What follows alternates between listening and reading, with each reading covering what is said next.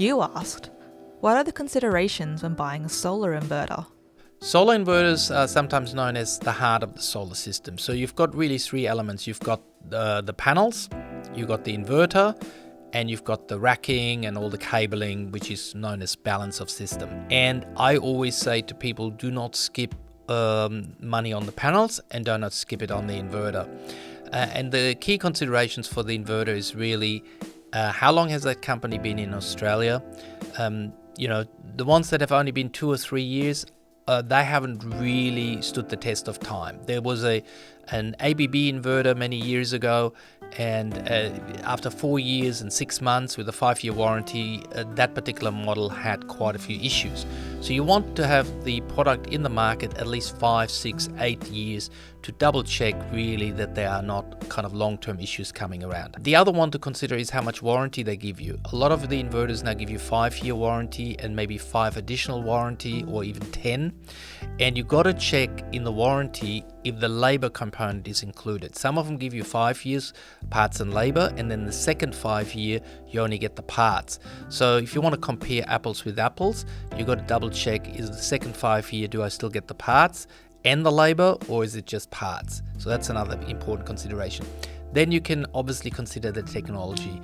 There are string inverters, and there is also optimizers or optimized panels, which means you will put the optimizer on, or the micro-inverter as well, on every single panel.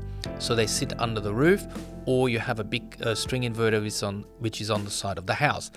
For string inverters, it's not that good to have it on, let's say, a western or a north wall, because what's going to happen is that the inverter will get hot in summer. It might have to put an awning over it, but the question to ask is, do I actually have the right spot somewhere to put my inverter?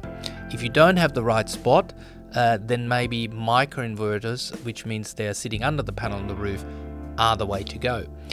For me personally, I believe within the garage is the best spot for the inverter because they are protected from the elements, and you find that from experience over the last 10-15 years that inverters in the garage do get another 2 or 3 years worth of life compared if they're sitting specifically on a hot spot. So installer comes out and you check out the situation, because I would only buy a system from somebody who's willing to come out to check your house out. At that point in time, make sure you both agree what is the best spot for the inverter where it should sit. Monitoring.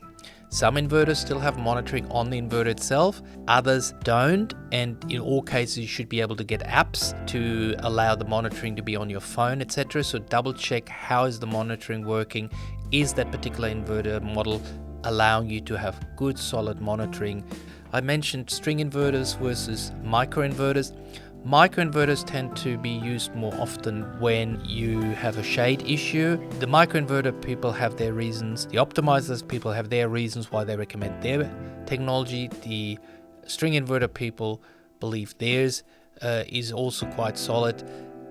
I personally don't have a preference. It really comes back to the installation circumstances, and in those cases you would get the advice from the installer when he sees your circumstances and he makes the recommendations. You normally find that string inverters can be a little bit cheaper, but that the optimized solution allow you, for example, to, if one panel breaks down, for the rest of the system still to actually operate, and so you're not losing all your electricity. So it comes back again to the old-fashioned thing. And you get what you pay for. Another one is, how many of these models have been installed Australia-wide? Has it been around for a while? And is the particular company that is installing that particular model, are they happen to be a service agent for that model? If that's the case, that's a good sign, because then if there's an issue, and I always look after the after-sales capability of the company that will install it. If they're a service agent for that particular inverter, that means if there's a problem, they would be experts to know how to fix it. So those are, I suppose, the key consideration when I look at the inverter of what I would look at. Want more energy answered? Visit YourEnergyAnswers.com for quality energy products, tools and calculators, and find your quality local installers. Please support the channel by liking the video, hit that subscribe button, and ring the bell, and check out all our other videos.